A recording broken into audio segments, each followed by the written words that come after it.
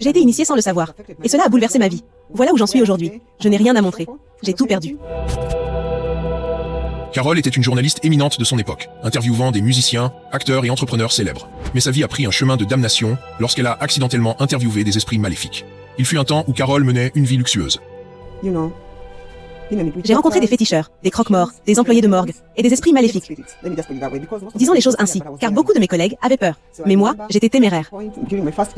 Je me souviens que lors de mes premières interviews, j'ai pu parler avec des esprits. C'était avant de rencontrer mon mari. Elle gagnait un demi-million grâce à un concert de musique. Elle possédait une maison, une voiture et un bus. Mais maintenant, tout a disparu. La réponse au grand pourquoi est la sorcellerie. La plupart d'entre vous ne croient pas aux fantômes, aux esprits ou aux phénomènes surnaturels. Mais ici, nous avons une femme qui a fait un mauvais choix, et il n'y avait plus de retour possible. D'épouser l'assistant d'un sorcier à se faire transfuser du sang de poulet dans le corps.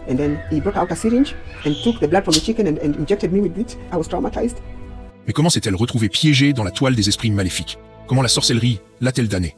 Où commence toute cette histoire et où mène-t-elle dans la vie de Carole? Si vous êtes curieux de percer le mystère de la vie de Carole, restez avec nous dans la vidéo. Mais laissez-moi vous prévenir dès le début, cette vidéo ne sera pas facile.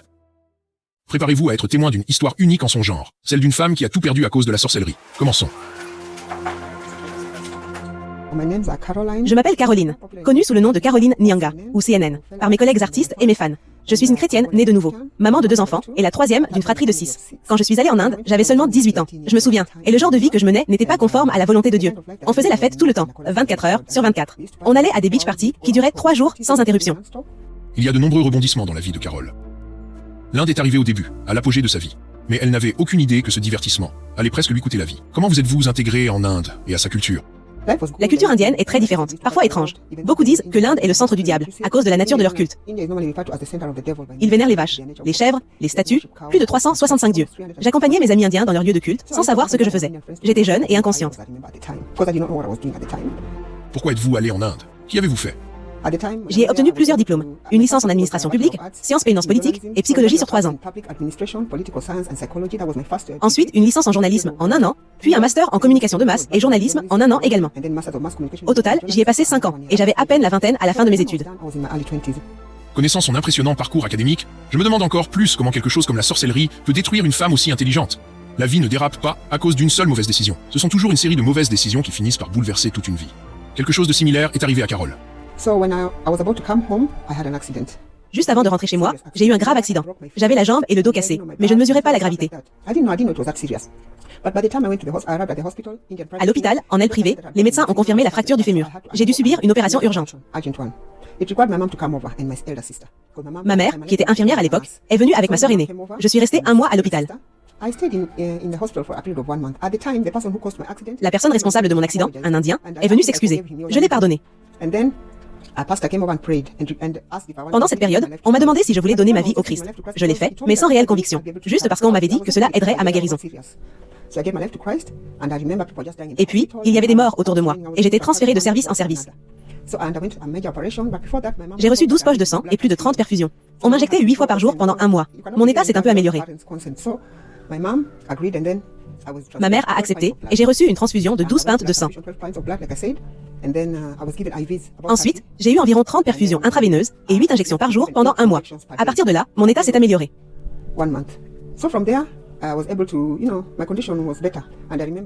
Pendant mon séjour à l'hôpital, j'ai rencontré un musicien célèbre, Okach Biggie, qui était gravement malade à ce moment-là. Mon défunt père m'a présenté cet homme, que je ne connaissais pas car j'étais jeune, et je ne connaissais que Tupac Shakur. Après 1 mois, mon état s'est aggravé, et j'ai été transférée dans un autre grand hôpital public, dans la section privée, où je suis restée 3 ou 4 mois. J'y ai subi une opération majeure, avec transfusion sanguine. La première fois que je suis allée en Inde, c'était pour insérer les plaques. Vous savez, quand on a un accident et qu'on est blessé, avec des fractures, on insère généralement des plaques. Cette fois-là, c'était pour les retirer, car j'avais tellement mal.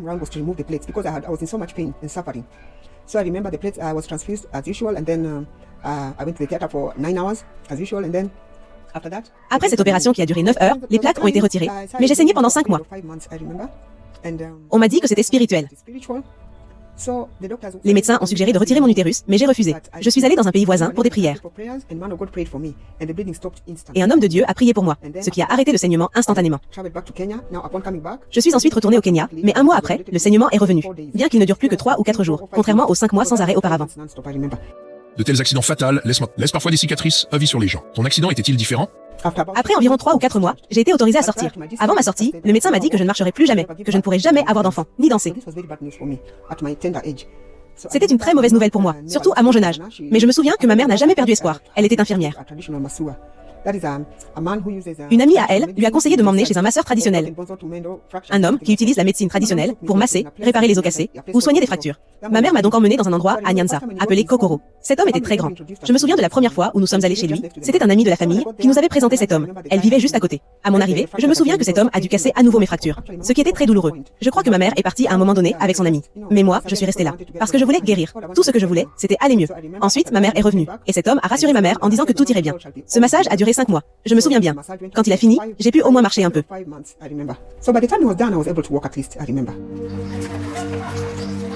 Quand la médecine échoue, les miracles prennent le relais. Alors, une fois remise sur pied, comment la vie s'est-elle déroulée ensuite? J'ai eu l'opportunité d'obtenir un emploi dans la maison de médias populaires à cette époque. Je ne mentionnerai pas le nom pour des raisons personnelles. J'étais l'un des meilleurs journalistes de divertissement, je m'en souviens. Je me spécialisais dans les articles de fond, vous savez, les histoires humaines, le divertissement, des histoires exclusives, et tout ça. Donc, tout allait bien. À cette époque, je me souviens que j'ai eu l'opportunité d'interviewer plusieurs musiciens venant du Kenya, de la Tanzanie, de l'Ouganda, disons, de l'Afrique de l'Est, du Nigeria, du Congo, de l'Afrique centrale, du Royaume-Uni, des États-Unis. Tous les musiciens venaient au Kenya. J'avais la chance de les interviewer grâce à mes compétences uniques, et je remercie Dieu pour cela. J'ai donc réalisé des interviews avec eux, y compris des interviews exclusives. En même temps, j'ai aussi eu la chance qu'on me confie des interviews avec eux. On m'a chargé d'interviewer des sorciers, des thanatopracteurs, des assistants de morgue et des esprits maléfiques. Disons les choses ainsi, car la plupart de mes collègues avaient la peur, mais moi j'étais audacieuse. Je me souviens qu'à un moment donné, lors de ma première interview, j'ai eu la chance de parler avec des esprits maléfiques. Je me souviens de la première interview où j'étais avec mon collègue. Et nous sommes allés chez les sorciers. C'était très effrayant. C'était quelque part dans Eastlands, et c'était très grand. La première chose que j'ai vue était 7 pots pleins de sang. J'ai demandé aux sorciers à quoi servait ce sang, et ils m'ont dit que c'était de la nourriture pour les esprits maléfiques. Je ne comprenais pas très bien, et je voulais savoir d'où venait ce sang, des animaux. Quel type? Je ne savais pas, mais je m'engageais là-dedans. Mais ils m'ont dit que ce sang venait d'animaux. Je ne le savais pas, et je ne voulais pas insister. Ce que j'ai vu, c'était 7 pots. Puis, il y avait de très grandes pailles à l'intérieur des pots. Ils étaient 7. Plein de sang. J'ai donc demandé, et ils m'ont dit que les esprits maléfiques utilisaient ces pailles pour boire le sang des pots. Je ne voulais pas en dire plus. Puis, ils nous ont montré des valises pleines d'argent, des billets de 1000. Il y avait en fait des millions. Je me souviens qu'après cette interview, avant que je parte, avant que nous commencions l'interview, j'étais un peu effrayée. Alors le sorcier a demandé que nous rentrions chez nous et revenions après une semaine. Nous sommes donc partis et revenus une semaine plus tard. À notre arrivée, nous étions prêts. Son but était d'attirer les esprits maléfiques. Je me souviens que c'était très effrayant, mais je ne sais pas, il était trop tard. Et nous ne pouvions pas changer d'avis car nous étions déjà là, moi et le photographe. Il a commencé à attirer les esprits maléfiques en brûlant de l'encens, en chantant des rituels et en utilisant un papier. Je me souviens. Alors, quand les esprits sont venus, je pense que le sorcier a perdu le contrôle. Ou plutôt, il est resté comme une personne morte. Et quand nous étions là, le photographe et moi, nous étions très effrayés. Je me souviens que nous nous tenions les mains, car il n'y avait aucun moyen d'échapper. Nous étions déjà enfermés là, avec l'esprit maléfique. Et l'homme avec qui nous parlions était déjà immobile. Nous étions juste là, attendant probablement le pire. Je me souviens quand ils sont entrés, le premier est entré. Il parlait un Kiswahili pur, pas anglais, mais un Kiswahili pur. Et il disait juste, Tuko hapa, mwanangu, me voici, ma fille. C'est ce qu'a dit le premier. Le premier, le deuxième, le troisième. Quand le cinquième est entré, j'ai perdu la mémoire. Puis le sixième et le septième ont pu me rendre la mémoire. Ce sont les esprits maléfiques, je me souviens. Ils peuvent tout faire. Même la Bible nous dit que les esprits maléfiques sont les anges déchus. Je me souviens que ma mémoire est revenue. Et j'avais à peine la force de parler parce que j'étais effrayée. Mon collègue ne disait même rien. Nous nous tenions juste les mains. Puis, quand j'ai eu du courage, je leur ai demandé leur rôle. Et ils ont cité un verset de la Bible qui dit « Tuer, voler et détruire ». J'étais encore plus effrayée. Puis je leur ai demandé d'où ils venaient, où ils vivaient, et pourquoi ils avaient commis autant de temps. Ils m'ont dit que la raison pour laquelle ils avaient mis autant de temps après avoir été attirés par le sorcier, c'est qu'ils venaient de plusieurs océans. Ils vivaient dans les océans. Ils ont mentionné l'océan Indien, l'océan Pacifique, l'océan Atlantique. Je crois qu'il y a l'océan Arctique et l'océan Antarctique, Mais il y a 5 océans. Je me souviens de l'océan Indien, Pacifique, Atlantique et Arctique. Ils m'ont dit que lorsqu'ils étaient attirés, ils devaient venir ici, boire le sang dans les pots, puis partir vers différents pays. Ensuite, ils nous ont expliqué que, vous savez, les humains mettent souvent plus de 10 heures en avion pour aller quelque part, par exemple en Inde, qui prend 7 heures de vol. Mais eux, ils ne mettent que 5 minutes pour voler vers n'importe quel pays auquel ils sont assignés, après avoir bu ce sang et fait un sacrifice. Ensuite, ils prennent la personne et la ramènent chez eux. C'est pour cela que parfois, quelqu'un disparaît à l'étranger pendant 10 ans et revient comme si de rien n'était. Ils m'ont dit que c'est leur mission de faire ça régulièrement. Puis, ils ont demandé à parler à mon père défunt. Je leur ai répondu que la Bible dit qu'il n'y a aucune connexion entre les vivants et les morts. Donc, j'ai refusé de leur parler de mes proches décédés. Le photographe, à côté de moi, était silencieux, sûrement choqué. Après l'interview, il a demandé s'il pouvait prendre une photo des esprits maléfiques, ce à quoi ils ont accepté. Il a utilisé un appareil de bonne qualité, et ce que nous avons vu sur les photos, c'était comme des ossements, des squelettes. C'était difficile à comprendre, mais il continuait à prendre les photos, tout excité. Quand les esprits ont fini, je leur ai posé beaucoup de questions, mais ils m'ont averti de ne rien écrire de négatif sur eux. Sinon, ils viendraient me chercher. Je leur ai promis que je ne le ferais jamais. Ensuite, quand ils ont commencé à partir, il n'était plus nécessaire de les attirer, car ils avaient déjà été attirés. Nous avons entendu un son de cloche, comme quelqu'un qui sonne une cloche, et ils sont partis un par un.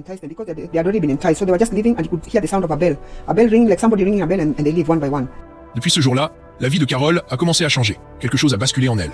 Elle n'avait aucune idée de ce qui l'attendait sur le chemin qu'elle a emprunté ce jour-là. Cependant, on dit que les esprits ne peuvent pas être capturés par une caméra.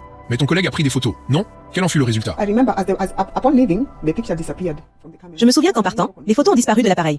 Choc pour moi, choc pour mon collègue. Nous ne savions pas quoi dire à la compagnie parce que les photos étaient là. C'étaient des squelettes, puis ils ont disparu. J'étais choquée. Après cela, j'ai développé des complications, des problèmes de santé, car j'avais un mal de tête sévère. Vous savez, je n'allais pas du tout bien. Disons-le comme ça. J'étais malade, gravement malade. Et mon collègue aussi. Alors, j'ai décidé d'aller à l'église la plus proche. En partant des sorciers, alors mon collègue, je pense qu'il ne croyait pas à ces choses. Donc, il a dit qu'il ne voyait pas la nécessité d'aller voir un pasteur. Moi, j'y suis allée, et je me souviens que le pasteur a prié pour moi. J'ai dit au pasteur que j'avais eu une rencontre avec des esprits maléfiques, et il a prié pour moi. Une délivrance a été faite, et des choses comme ça. Et je pense que cela a en quelque sorte sauvé ma vie, parce qu'après cela, j'ai continué. Je continue les séances de délivrance, et les prières, avec plus de 50 pasteurs. Je me souviens après cela dans différentes églises. Mon collègue ne voyait pas la nécessité d'y aller à l'église, ou pour les prières. 6 mois plus tard, un jour où je marchais en ville, je me souviens que quelqu'un m'a tapé dans le dos. Quand je me suis retournée, c'était un sorcier, et il m'a dit que les esprits maléfiques étaient très contents. Je me souviens que quand l'histoire est sortie, quand elle a été publiée, elle s'est vendue à des milliers d'exemplaires. Ils étaient pas donc très heureux, et ils m'ont dit qu'ils pensaient que j'allais vendre les esprits maléfiques. Donc, après que le sorcier m'ait tapé dans le dos, j'ai dû aller à la délivrance. Les séances appropriées encore, mon collègue a refusé. 6 mois plus tard, il est mort. Je me souviens qu'il est tombé malade, et il est mort. Moi, je pense que je suis vivant par la grâce de Dieu. Après cela, et même quand je suis arrivé chez moi, je pouvais à peine dormir, parce que j'entendais des choses qui bougeaient dans ma cour, dans ma maison, dans ma chambre. Vous savez, je n'allais pas bien. Des choses bougeaient, des bruits étranges, vous savez, je ne comprenais pas. J'allais prier, mais pourtant les choses n'allaient pas très bien pour moi. Cela a duré jusqu'à un certain moment. Je veux dire, après les séances de prière, mon état s'est amélioré. Aussi, une de mes collègues voulait un homme riche. Donc le fait que j'ai eu une rencontre avec l'esprit malin, elle a demandé que je puisse l'emmener chez un sorcier, ce que j'ai accepté et fait. Je suis allée avec elle, mais cette fois-là, c'était différent. Nous y sommes allés, mais l'esprit malin m'avait déjà connecté à ces esprits. Donc quand je suis allée pour ma deuxième rencontre, quand j'ai emmené une amie avec moi là-bas, les esprits maléfiques ont dit qu'ils me connaissent bien, que j'avais eu une rencontre avec eux, parce que je pense qu'ils parlent entre eux. Quand tu leur rends visite, ils savent. Ils disent mais que quand certains partent, d'autres viennent. Je pense donc qu'ils ont interagi. Donc j'ai pris cette amie, et la procédure était la même, les attirer. Et puis nous avons réussi à avoir cet homme riche. Elle a reçu une potion à mettre dans sa nourriture et sa boisson. Et ils ont pu sortir ensemble pendant un certain temps. Mais je ne sais pas, elle a juste disparu. Je ne savais pas où elle était allée. Nous avons perdu contact. Carole n'était pas seulement populaire dans le monde des vivants, elle a aussi gagné en notoriété dans le monde des morts. On m'a aussi chargé d'interviewer des thanatopracteurs dans un des grands hôpitaux. Quand j'y suis allée, ils m'ont enfermée avec les morts. Je me rappelle qu'à peu près pendant 1 heure, j'étais traumatisée. Je voulais comprendre les procédures impliquées dans le traitement des morts. Il y avait environ 5 étapes, vous savez, comme le formol, l'embaumement du corps, la mise en beauté, et beaucoup d'autres choses, les procédures impliquées. Donc, je suis restée là environ 1 heure, enfermée avec les morts. Comme je l'ai dit, à ce moment-là, il y avait un garçon et une fille impliqués dans un accident de la route. Ils étaient décédés. Ils utilisaient leur corps pour me montrer comment on traite les corps. Je me souviens qu'ils m'ont enfermée là, et j'étais traumatisée. Puis une autre fois, je suis allée dans un autre grand hôpital aussi. Laissez-moi peut-être juste mentionner le nom, parce que quand on meurt dans cet hôpital à cause d'un accident, on est amené à la morgue de la ville. J'y suis allée, et je me souviens que c'était éprouvant, traumatisant. On m'a dit de travailler jusqu'à la toute fin. Et parmi ces personnes, il y avait quelqu'un qui avait été électrocuté. C'est traumatisant. En résumé, je suis entrée, et j'ai vu toutes sortes de personnes mortes dans des accidents de la route. Vous savez, beaucoup de cas différents, des suicides, et ce genre de choses. J'y étais, juste en train de faire mon travail. Et bien sûr, ils m'ont parlé. Puis je suis aussi allée à Kenyatta. Je me souviens avoir parlé au thanatopracteur. Il montrait comment les corps étaient traités pour les défunts. Puis je suis allée à Nyanza. À ce moment-là, j'ai rencontré un fou. Ce n'est pas un thanatopracteur, c'est un aide-morgue. Vous savez, les thanatopracteurs ont suivi ce cursus, appelé science de la thanatopraxie. Ils savent comment traiter les corps morts. Mais un aide-morgue est peut-être juste un décrocheur scolaire qui est là pour s'occuper des morts. Cet homme, je l'ai rencontré à Nyanza, où j'étais assignée, et il dansait. Il avait mis de la musique benga et dansait parmi les morts. Il me disait que j'étais la seule personne à ne pas danser. Tout le monde dansait. Je me souviens qu'à un moment, il m'a dit qu'il y avait une femme qui avait refusé d'avoir une liaison avec lui. Et à un moment donné, cette femme a eu un accident et est décédée. Mais elle a été amenée alors que son corps était encore chaud. Il a couché avec cette femme. Puis il m'a dit, femme, pourquoi trouves-tu ça agréable alors qu'on aurait pu coucher avec toi quand tu étais vivante? J'ai senti que j'avais affaire à un fou à ce moment-là. Je n'ai pas beaucoup répondu. Ensuite, il m'a montré une étagère avec une sorte de forme. Et il m'a dit, dis-moi quel genre de médicament tu voudrais que j'utilise sur ton corps quand tu mourras. Je lui ai répondu, laisse-moi juste aller acheter du crédit, je reviendrai. Puis j'ai disparu parce que je traitais avec un fou. La vie a été cruellement unique envers Carole, à tel point qu'elle-même essaie de reconstituer les morceaux. Qu'est-ce qui a autant mal tourné? Et où? Avais-tu d'autres activités pour gagner de l'argent? Ou comptais-tu entièrement sur les interviews panoramiques? Je me souviens que j'avais un atelier de couture et un bar-restaurant. Je faisais, tu sais, comment dire, du poulet. J'avais beaucoup de poulet, de la volaille et ce genre de choses. Et puis j'organisais des concerts dans un club. Chaque fois que je faisais un concert, je finissais par gagner un demi-million par nuit. Donc je faisais 2 concerts par mois. Donc ça fait 1 million, même si on ne me payait pas à temps, au moins j'avais un peu d'argent avec moi. J'avais 2 véhicules. J'ai dit 2 véhicules et un bus. Et je recevais des musiciens, surtout des musiciens ruraux, dans différents clubs. Je réalisais un bénéfice de 500 000 par nuit. Je faisais 2 concerts par mois. Quand j'ai été initiée, ce marabout m'a demandé 200 000, ce que je lui ai donné, mais mon état s'est aggravé. Nous avons saisi ta vie professionnelle. Peux-tu aussi partager quelque chose de ta vie personnelle? Je n'ai pas eu de chance quand j'ai rencontré un homme. Au début, je ne voulais pas de cet homme, mais je ne sais pas comment j'ai fini par être avec lui. Plus tard, j'ai appris qu'il était assistant d'un marabout. Je pense que ma première rencontre avec les esprits maléfiques a ouvert la voie pour que je me lie avec cet homme.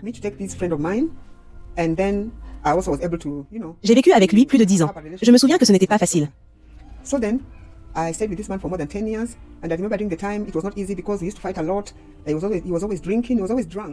On se disputait tout le temps. Il buvait beaucoup. Il était toujours ivre, violent. Quand j'allais au travail et les gens me demandaient « Qu'est-ce qui ne va pas avec CNN ?» Il m'appelait Carole Nyanga Network. CNN. Et moi, je répondais « J'ai trop de problèmes. » Il aimait les femmes, l'alcool, ce genre de choses. Et en même temps, chaque fois que je tombais enceinte, je finissais par perdre le bébé. J'ai perdu 4 enfants comme ça. Aujourd'hui, j'ai 2 filles. Mais avant la naissance de ma fille, qui vient de terminer la 4e, je ne faisais que concevoir et perdre. Je me souviens que lors de mon premier accouchement, il a été assisté par un homme de Dieu. Pendant la délivrance, l'esprit de Marie spirituelle qui parlait à travers moi a dit que nous avions 4 enfants ensemble dans le monde spirituel. Je n'ai pas vraiment compris. Le premier pasteur qui a tenté de me délivrer n'y est pas parvenu.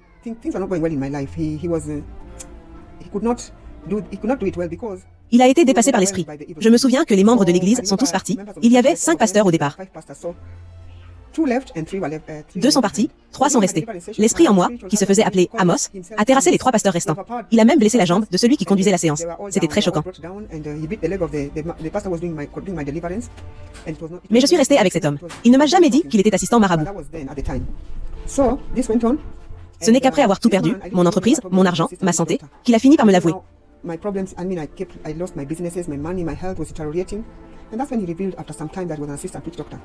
Il me l'a dit après que je sois passée à la télévision pour témoigner. Il a insisté pour donner son témoignage aussi. Et c'est là qu'il a révélé qu'il était assistant marabout. C'est comme ça que je l'ai appris. J'étais sous le choc. Après avoir découvert la vraie nature de son mari, Carole a peut-être eu l'impression que toute sa vie était un mensonge.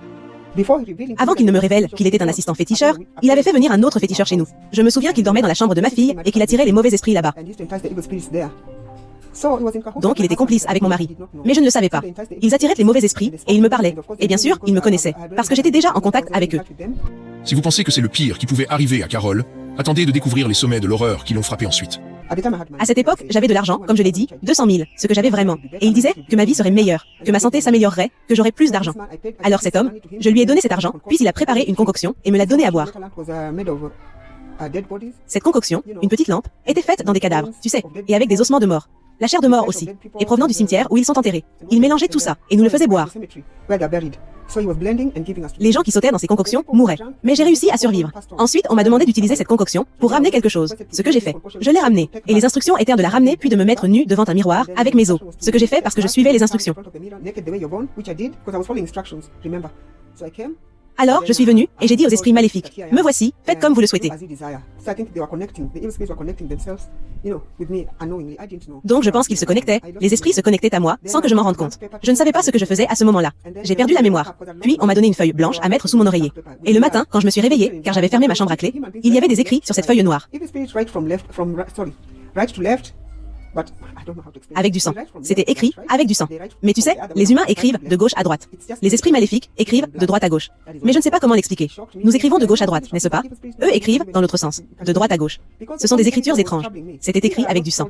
C'est ce que j'ai vu. Ça m'a choqué. Et tu sais ce qui m'a vraiment choqué? C'est que les esprits savaient même ce qu'on ne peut imaginer. Parce qu'ils m'ont tout dit, tout ce qui me troublait, des choses que je n'avais dites à personne. Ils les avaient écrites sur ce morceau de papier. Après cela, le féticheur m'a demandé si je pouvais acheter un poulet, et je l'ai fait. Ensuite, il a sorti une seringue, a pris le sang du poulet, et me l'a injecté, et il a pris mon sang, et m'a injecté le sang du poulet. Un homme a plaisanté en disant que j'avais eu une transfusion sanguine avec un poulet, ce qui est drôle. Je ne savais pas dans quoi je m'étais embarqué à ce moment-là, mais je pense qu'après ça, ma condition s'est aggravée. Je continuais à perdre. Mon esprit se dégradait. J'ai perdu mon argent. Je perdais de l'argent. Je ne savais pas ou je ne comprenais pas ce qui m'arrivait. Je pouvais à peine dormir à cause de ce féticheur qui venait chez nous, acheté par mon mari. Un jour, j'ai enquêté, il avait l'habitude de sortir, de revenir. Donc à un moment donné, j'ai insisté. Je voulais savoir où ils allaient. Puis il m'a dit qu'il allait dormir au cimetière la nuit. Mon mari l'accompagnait à 18h, puis il revenait le matin. Il m'a dit qu'il allait dans un des grands cimetières de Nairobi, qu'il y dormait, et qu'il faisait ses pratiques pour 4 catégories de personnes jusqu'au matin, c'est-à-dire de minuit à 4h du matin. Alors, j'ai demandé qui étaient ces personnes. Il m'a donné 5 catégories. Il m'a dit que c'était des pasteurs, des politiciens, des hommes et femmes d'affaires influents, des jeunes et des musiciens. Ces catégories-là. Je ne dis pas qu'ils le font tous, mais une majorité d'entre eux le font. Il y en a quelques-uns qui ne le font pas. Je ne suis pas ici pour juger qui que ce soit. Je ne fais que rapporter ce que ce docteur m'a dit. Il a dit qu'ils allaient dormir entre les tombes et qu'ils faisaient les envoûtements et les traitements. Alors, je lui ai demandé ce que cela impliquait. Ensuite, bon, après avoir entendu ça, j'étais choquée. Mais j'ai décidé de me taire. Quand j'ai entendu cette anecdote, elle m'a laissé sans voix. Il vous est peut-être arrivé la même chose. Le mari qui lui a menti pendant toutes ces années, savez-vous ce qu'il a fait après une décennie de vie commune et après avoir ruiné la vie de Carole? Je me souviens qu'il a simplement décidé de partir. Puis il est revenu. Il est allé dans un pays voisin, puis il est revenu. Et il a dit qu'il avait décidé de donner sa vie à Christ. Je ne suis pas la personne pour le juger. Et maintenant, il est pasteur, ce qui est bien. Je ne suis pas là pour juger qui que ce soit. Ensuite, après cela, il a décidé de se remarier, il m'a quitté. Les enfants, ce sont les 2, bien sûr. Ce sont eux qui sont là. J'ai perdu 4 enfants, mais maintenant, j'en ai 2. Donc, c'est comme ça. Je n'ai rien contre lui. Tu disais que tu vivais une vie luxueuse et que tu as tout perdu. Alors, quel défi affrontes-tu aujourd'hui? Les défis que je traverse aujourd'hui sont nombreux. Je n'ai pas eu de travail depuis 6 ans, parce qu'avant je travaillais. Mais on avait des problèmes. On pouvait travailler pendant des mois, voire une année entière, sans être payé. Pourtant, je suis qualifiée, donc je ne comprends pas. Et je gagnais des prix, j'ai tellement de récompenses, mais aujourd'hui, je n'ai rien à montrer. J'ai ces 2 filles, je ne sais pas, on survit juste par la grâce de Dieu.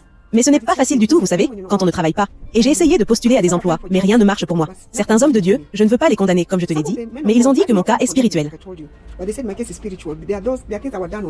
Leurs cas ont été faits sur moi pour s'assurer que les gens ne mènent pas du tout. Comme un esprit de rejet a été mis sur moi, la vieillesse et des choses comme ça, ce qui est ok, Dieu combattra la bataille pour moi. La bataille appartient à Dieu, pas à moi. Donc en gros, comme je l'ai dit, nous n'avons rien du tout. J'ai 2 filles. Il y en a une qui vient juste de terminer la 4e. Elle a essayé de s'inscrire en soins infirmiers pour faire un certificat en soins infirmiers. Je n'ai rien. Elle a besoin d'environ 100 000. Je n'ai rien. J'ai ce formulaire pour montrer les exigences. Elle devait commencer en mars. Mars, je crois le 16. Elle est juste là. Elle me dit, maman, quand est-ce que Dieu va faire cela? Ouvrir une porte, un chemin pour toi, parce que je suis fatiguée de rester à la maison. Je sais qu'elle est la seule qui reste juste à la maison. Elle ne sort pas. Elle est juste là. Elle prie. Elle aime Dieu. Mais elle se demande juste. Je ne sais pas quoi lui dire. Tout ce que je sais, c'est que je lui dis que Dieu est fidèle. Dieu va nous aider. Et elle dit, Amen. Voilà les défis que je traverse. Parfois même pour la nourriture, tu sais. Ce n'est pas facile. Mon frère étant sans emploi depuis 6 ans, ce n'est pas facile. Donc je crois que ma rencontre avec les esprits maléfiques, d'abord j'ai été engagée pour prier pour le premier, comme je l'ai dit, le 2e, le 3e et le 4e, a beaucoup affecté ma vie. Donc la vie n'a pas été facile. J'ai tout perdu ce que j'avais. Et pendant que je te parle, je n'ai absolument rien sauf Dieu. Dieu, je ne sais pas. Dieu est mon refuge. Les amis que j'avais, tous se sont éloignés. Tu sais, quand tu es dans les problèmes, les gens s'éloignent de toi. Les gens sentent que tu es un fardeau. Mais Dieu ne se lasse jamais de ça. Je sais que notre Dieu est un Dieu de restauration. Dieu est un esprit. Il ne peut pas descendre, mais il a ses hommes et femmes d'influence. Donc, je suis certaine qu'il y a des hommes et femmes qui sont au Kenya, même ailleurs, qui me regardent et Dieu peut t'utiliser. Dieu peut utiliser n'importe qui. Tu sais, on dit que je peux mettre ma confiance en quelqu'un, mais Dieu a un autre plan pour moi. Donc Dieu ne peut pas descendre, parce qu'à l'époque, il est venu comme un esprit, mais il utilise des hommes et femmes d'influence pour être une bénédiction dans nos vies. Donc, je crois que Dieu utilisera quelqu'un à un moment donné. où que soit cette personne. Je ne sais pas si tu me regardes ou si tu ne me regardes pas, mais Dieu me connaît. Parce qu'il nous dit que même avant que je sois formé dans le ventre de ma mère, il me connaissait et avait de bons plans pour moi. Dans le livre de Jérémie, chapitre 29, verset 11. Cette foi ferme en Dieu garde Carole saine d'esprit. L'espoir est une chose avec des ailes. Et l'espoir de Carole est lié à sa présence. Aux gens qui consultent les dieux sorciers pour le travail ou par croyance, aimerais-tu leur donner un conseil ? Beaucoup de jeunes aujourd'hui ont perdu la foi. Ils ne tiennent plus fermement à Dieu. La majorité, pas tous bien sûr. J'ai reçu des appels de jeunes de la génération Z qui me disent vouloir consulter des féticheurs. Et je leur dis, vous ne comprenez pas, c'est pourtant très simple. Vous vous mettez en danger. Les féticheurs, ils ne viennent pas de Dieu. Soyons clairs, le diable ne vient que pour voler, égorger et détruire. Alors oui, ils vont vous donner de l'argent, mais il y aura un prix. Et souvent, ce sont vos enfants qui vont payer, ou vos parents, ou vos frères et sœurs. Il faut faire très attention. Ne prenez pas ces décisions à la légère, juste parce que vous voulez de l'argent. L'argent ne fait pas tout. Si vous avez de l'argent mais que vous n'avez pas Dieu, ça ne dure pas. Et ça détruit votre vie. Le mieux, c'est de chercher Dieu d'abord. Parce que la terre et tout ce qu'elle contient appartient à Dieu. Dieu est le véritable pourvoyeur. Et Dieu utilise des hommes et des femmes d'influence pour bénir. Ne courez pas après la magie noire ou la sorcellerie. C'est une perte de temps. Je vous parle en tant que journaliste, en tant que mère, et en tant que personne qui a eu affaire aux esprits mauvais, à la magie noire. J'ai été initiée sans le savoir, et ça a bouleversé ma vie. Voilà pourquoi je suis là où j'en suis aujourd'hui. Je n'ai rien à montrer. J'ai tout perdu. Et j'ai dû payer le prix. C'est pour ça que je mets les gens en garde. Si vous allez voir un féticheur, sachez que vous ouvrez une porte. Et derrière cette porte, c'est le pire qui vous attend. C'est ce que je vis en ce moment.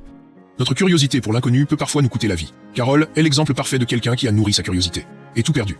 Avant de conclure cette conversation, aimerais-tu poser une question à nos spectateurs ? Je voudrais inviter tous ceux qui regardent à s'abonner à ma chaîne YouTube, Caroline Nyanga Network, CNN. S'il vous plaît, abonnez-vous, regardez et partagez pour la gloire de Dieu. J'y partage des témoignages, et je crois que tout cela est pour la gloire de Dieu. Je serai très honoré, et je remercie Dieu pour vous tous. Je sais que vous allez le faire. Et si quelqu'un souhaite me contacter, il y a aussi mon numéro. 0724-584443. Alors que mon temps avec Carole et sa famille touche à sa fin, je me rends compte que je suis une personne différente maintenant.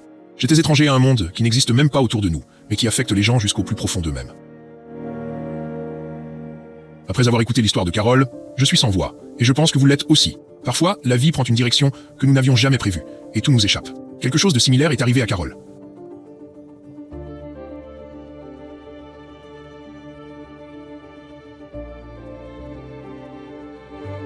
C'est une femme instruite, avec de l'expérience pour travailler avec des célébrités. Vous pouvez la contacter pour lui proposer du travail, ou l'aider de quelque manière que ce soit. Mais le minimum que nous puissions tous faire, c'est partager l'histoire de Carole autour de nous.